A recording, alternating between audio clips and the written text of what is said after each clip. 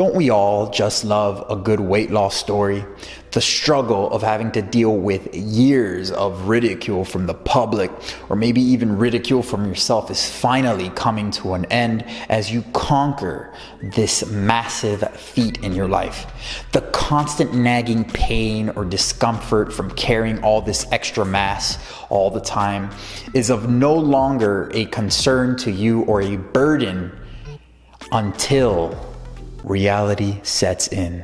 It's only been a few months since you accomplished your weight loss goal, and for some reason, those brownies are still calling your name. All of a sudden, going to the gym or getting in some type of exercise seems like an overbearing task, not worth the time it warrants. It's becoming more and more difficult to eat what may be perceived as healthy meals, as cooking or meal prepping has become so monotonous. So you try doing a few new things. You try implementing new meals. You change up your meal timing. You try intermittent fasting. You try front loading your calories. You try back loading your calories. You hire a new trainer. You try new workout programs. You focus on strengthening different energy pathways. You try to get more rest, but it's all failing. Why is it so difficult? 2, maybe 3 years later, you're back to square one, or worse, you're fatter than you've ever been in your whole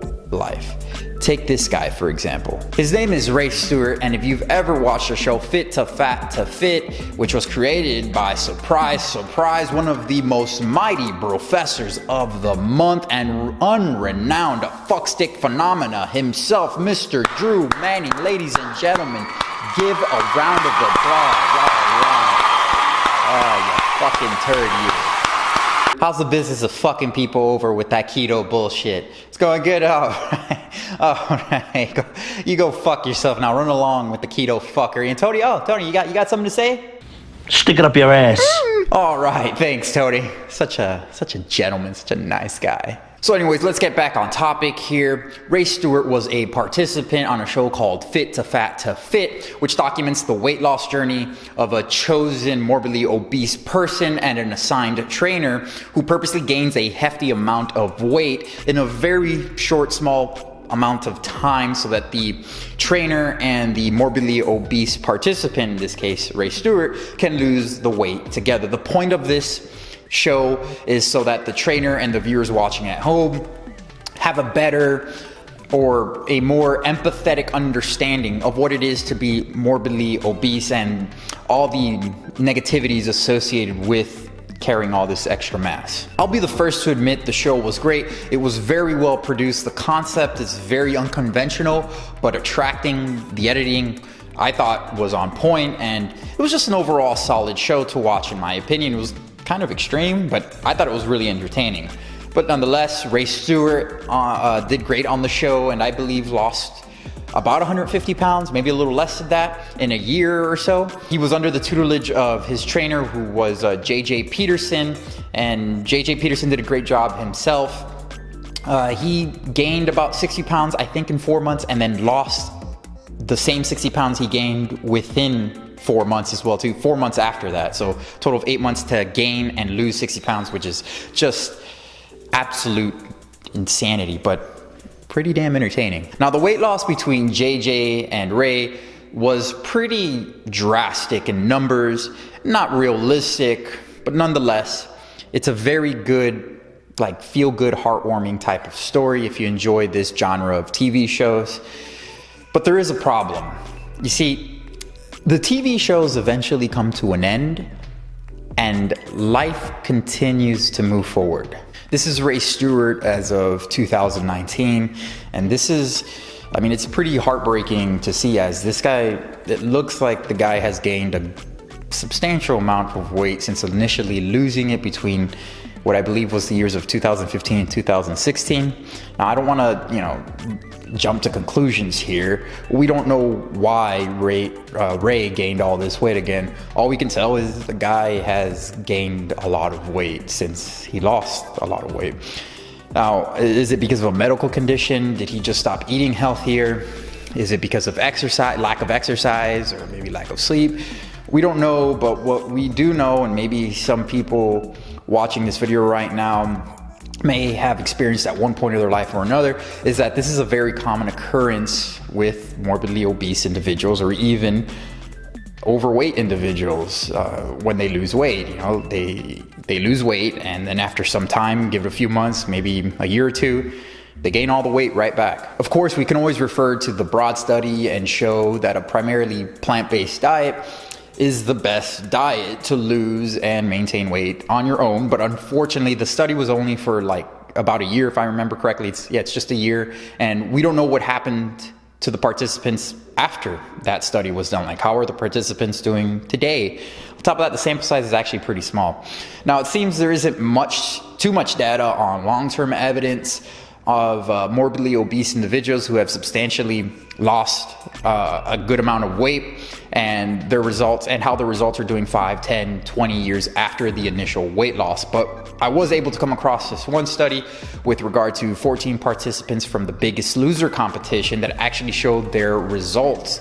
Their resting metabolic rates actually showed that it was 700 calories lower after the contestants regained most of their starting weight back 6 years after the airing of the show.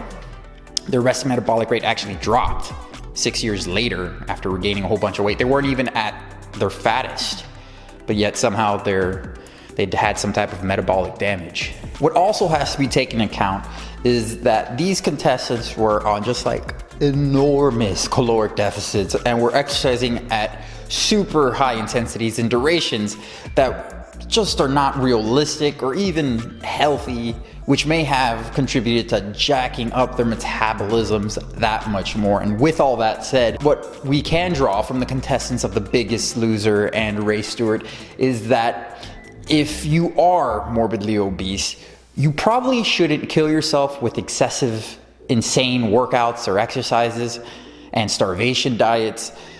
But I would assume anyone watching this to already know this as just common sense. I could expand on this topic for days, but I want to keep this video as simple as possible for now, or at least leave this video as, say, like an open gateway to the topics of weight loss, veganism, and strength training, and the combination of these three things for future videos. So let's look at this from an anecdotal lens. Would you say you've been a part of the obesity epidemic that is currently happening in the United States in some shape or form, through either your own experiences or through family and friends? I have, through family. Pretty much everyone in my family is either overweight or morbidly obese. Maybe one or two people aren't, not including myself, but that's a different topic for another day. But just in regards to myself, I've never really been fat, but I've had some extra fluff before that I've needed to shed off multiple times in my life, where I've kind of gained a little bit of fat. But most of the time it was usually kind of intentional. But the truth is, it's never really been that difficult for me to shed off those few extra pounds. I've never had an issue either gaining or losing mass. And some people would say maybe because it's just me, and or it's my genetics or whatever. And I would say, yeah, that's kind of correct. But there's more at play here than what you see on the surface. Now I'm going to give you some pearls here, so listen up. It's the cocaine. Cocaine is a hell of a drug. Although cocaine can be a great tool for weight loss, unfortunately, it costs just way too much, and it probably isn't the best for strength training. So I use a more natural approach. When I want to acquire a certain physique, I train my subconscious mind every day by building habits or enforcing habits I've instilled now for over like 13 years. You see, your conscious mind is what allows you to make decisions you are aware of. Your subconscious mind is what controls who you are, and it will always pull you back to a place of short-term instant gratification rather than long-term delayed gratifications that actually births evolution of self-improvement. Your subconscious mind loves habits, and if you habitually give in to temptation, then you will always be a slave to your own vices forever. If you habitually control your vices, then you will be more resistant to the negativities that are dragging you down. Now, there is something to say about willpower here. Willpower is something that should occasionally be tested, and should only probably really be tested when certain circumstances are out of your hands or out of your control. I'll give you an example.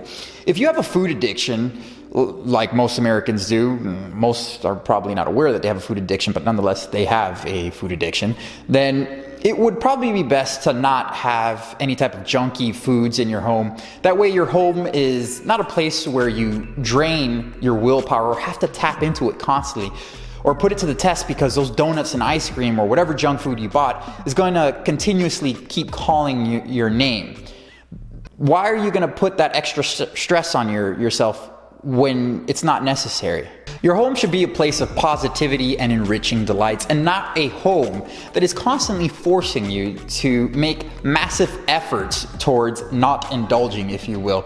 Good hearty food, a clean and organized dining and sleeping area, and an overall place of conducive positivity for your life and all those around you will only set the foundation for you to acquire the results you are looking for. Point being, do not put your willpower to the test at home, as it's not necessary. Save your willpower for places like when you're at work, where you cannot control certain circumstances, or maybe like when you're driving home and you see that fast food junkie shithole. Just keep driving. Use willpower for that. Those are things that you can't control. Or say, like, for example, like your coworkers at work who are gorging on fast food and pizza because it's Thursday, and Thursday is a great day for pizza because, again, it's Thursday, and so are and the other 4 days of the week are great to eat a bunch of shit because it's a great day to eat shit, I guess. I mean, we've all experienced this, right? So setting an environment that is beneficial towards a healthy lifestyle is going to tremendously contribute to making healthy habits within your subconscious self. I really wonder if these practices were implemented in the homes of Ray Stewart and the contestants of The Biggest Loser that participated in the study I just showed you. Probably not. I would hate to assume, but if I had to assume, I would say probably not. So I hope it's a good takeaway for you. Stop testing your willpower when it's not necessary by surrounding yourself with a positive environment where you can, and build healthy habits that may be difficult at first to implement, but become automatic after application, and you will be in the promised land. I think Jesus would be proud of that last statement. Thank you, Jesus.